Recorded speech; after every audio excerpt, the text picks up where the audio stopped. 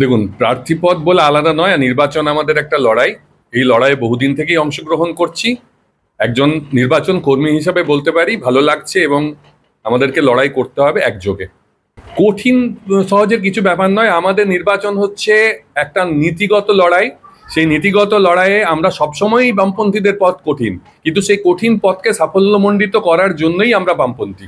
কারণ লড়াই মানে কঠিন সহজ এরকম কিছু না, মানুষের জন্য কাজ করতে চাই আমরা। মূল ইস্যু প্রচারের সেটা হচ্ছে কি, এক হচ্ছে দুর্নীতি, আমরা দেখতে পাচ্ছি চোখের সামনে। দুই হচ্ছে এই দলবদলুদের রাজনীতি। তিন হচ্ছে বাঁকুড়ার ডেভেলপমেন্ট কিচ্ছু হয়নি। আমরা দেখতে পেলাম একজন চিত্রাভিনেত্রী সংসদ হয়েছিলেন, তিনিও যা করলেন। আমরা তারপরে দেখতে পেলাম আরেকজন সংসদ হলেন। বাঁকুড়ার ডেভেলপমেন্ট কিছু হয়নি। প্রথম আমাদের প্রায়োরিটি হচ্ছে বাঁকুড়ার জন্য কিছু করা, বাঁকুড়ার ডেভেলপমেন্ট করা, যেটা একজন এমপির প্রথম কাজ হওয়া উচিত।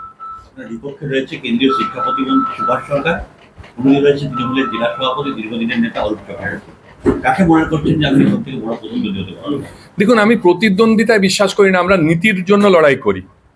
কে দাঁড়ালেন সামনে সেটা নয়, ভুল নীতির পক্ষে যারা দাঁড়িয়েছেন তাদের বিরুদ্ধে আমাদের লড়াই।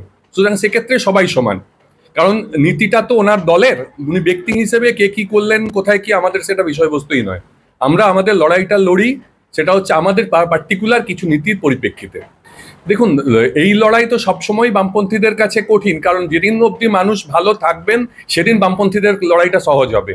মানুষ খুব ভালো নেই, তাই বামপন্থীদের লড়াই সবসময়ই কঠিন, কিন্তু সেই কঠিন লড়াই লড়ে জেতার ক্ষমতা বামপন্থীদেরই আছে, অন্য কারণ নেই। প্রচার সাধারণ মানুষের মধ্যে গিয়ে করব, তাদের কাছে বলার চেষ্টা করব কেন বামপন্থীদের ভোটটা দেওয়া উচিত এই কনস্টিটিউয়েন্সিতে। বিগত বিধানসভা নির্বাচনে আপনি কি মনে হচ্ছে জিতবো? 100% শিওর আমরা জিতবো, কারণ আজকে সেই পরিস্থিতিটা তৈরি হয়েছে সারা ভারতবর্ষ জুড়ে।